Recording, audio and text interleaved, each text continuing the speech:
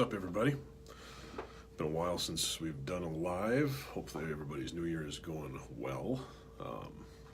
Just wanted to get on. I was doing some thinking the other day and wanted to get on and talk about something. So,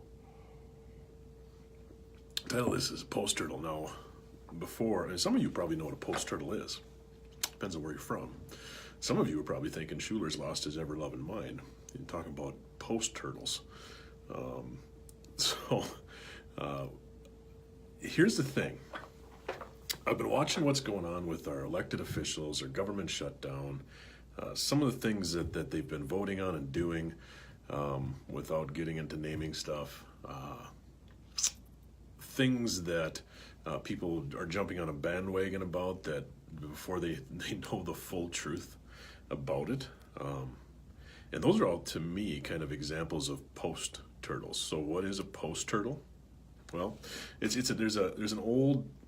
comes from an old saying that it's supposedly from a rancher who's talking to somebody who's riding with him, somebody from the city, and they're driving along on the ranch and they see a fence post with a turtle on top, turtle balancing perfectly on its shell, and this guy from the city says, well, so what is that? And the rancher says, well, that's a post turtle. And he says, well, what is a post turtle?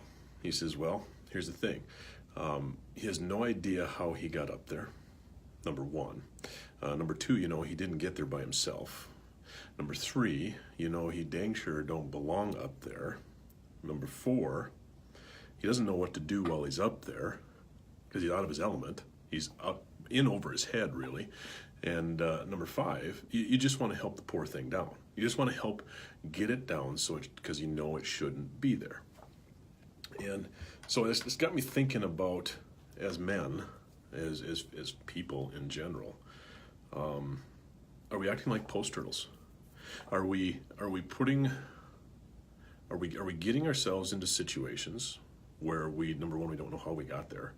Number two, we don't know what to do once we're there. Number three, we don't really belong there. And number four, people just want to help our stupid selves, help us get our stupid selves down from there. That's when I look at our elected officials.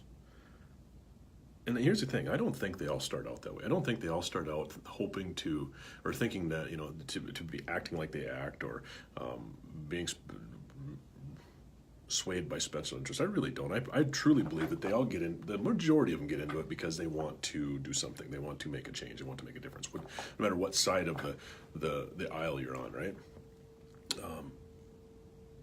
But man, there are just a bunch of damn post turtles up there right now. I mean, it's almost the definition of a post turtle. And so for my challenge to all of us guys and the women out there is, are we being a post turtle? Are we doing things? Are putting ourselves in situations? One of the things we talk about being, when I talk to my kids about it, talk to my wife about being safe, about putting yourself in a situation where there's a potential for harm or danger. The best way to avoid that is to not put yourself in those situations, right? The best offense or defense is sometimes an offense, and that offense means not to put yourself in those types of situations. So looking at it, is it something that, are you paying attention to those situations? Are you paying attention to where you should be? Now, not that you shouldn't move yourself forward, grow yourself, put yourself in situations that are stretching you, growing you. We're supposed to do that. We need to be a little bit uncomfortable. But to put ourselves as an expert in a situation where we're not an expert tends to make us look like a post turtle. We get up top there and because we've read something or we've heard something, and now we pontificate or we elaborate on something that we don't know about, then we look like a post turtle. The other thing that this works into for me, and this is just because of something I noticed, is when I look at, we talk about the term Netflix and chill. We talk about the term gaming. We talk about all these things where people are checking out, right? People are looking for something to check out in. Now, not that relaxing isn't a bad thing, not that kicking back and zoning out for a little while, or releasing everything isn't a good thing. It is good to do, and everybody needs to do it every now and then. But I look at the number of adults, and I'm talking guys my age, 46, 28, full-time job, family people, got kids at home, got a wife, that come home from work and game. I don't even understand what that. And one of the things that I've noticed is some people just, now they get on YouTube and they watch other people playing the game. What the, seriously? Now you're too lazy to even play the game. Now you just watch other people playing it. I just, again, an era, an age differential, obviously, because I just don't get that stuff. It makes no sense to me. Even the gaming thing in general. I mean, I get, so that's something that you love to do. It's a hobby. Awesome. Do it every now and then. Play a game every now and then. But you're a freaking adult. You don't need to play World of Warcraft, or I don't even know what the games are. What do the boys play? Fortnite. It's like, okay, I've heard of women complaining that their husbands come home from work and they're on video games like with headphones, talking to other dudes, playing a video game for 5 or 6 hours after work. It's like, you've got a wife. I can think of a lot of things to do with my wife that outrank playing a video game. And I'm not just talking where you guys thought I went, right? I'm talking intelligent conversation. I'm talking finding out how her day went.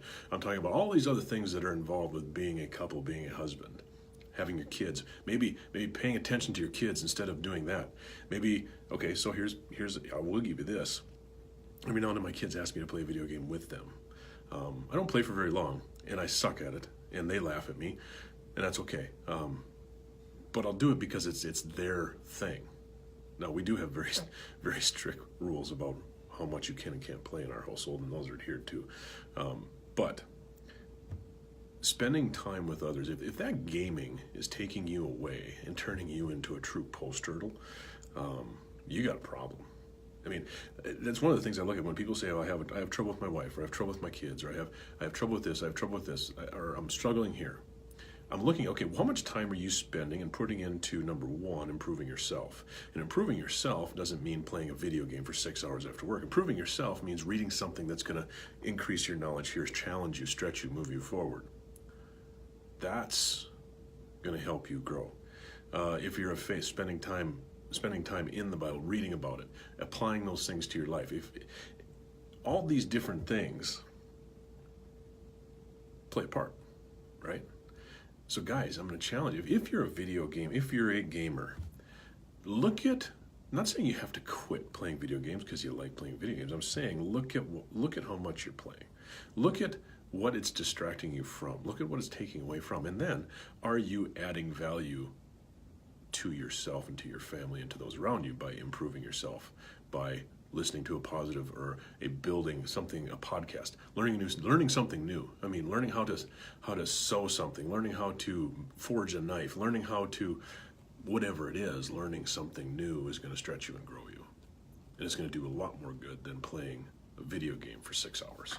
So that's all I got today, guys. That was just something that was gnawing at me with the recent events and everything that's been going on. Don't be a post turtle. And just, for God's sakes, you don't have to game for 6 to 8 hours a night. That's not an adult. You're still a kid. If you're gaming for more than an hour in a day, if I'm going to be honest, you're not an adult. Unless you're making massive money at it and that's your job. That's my 2 cents, guys. Hope you're all doing great. Hope you're having a great new year. Hope you're crushing your goals for the new year. Leave me a post. Leave me a comment below. Let me know how your new year's going, and what you thought of this message today. All right, guys, take care. Have a good one. We'll talk soon.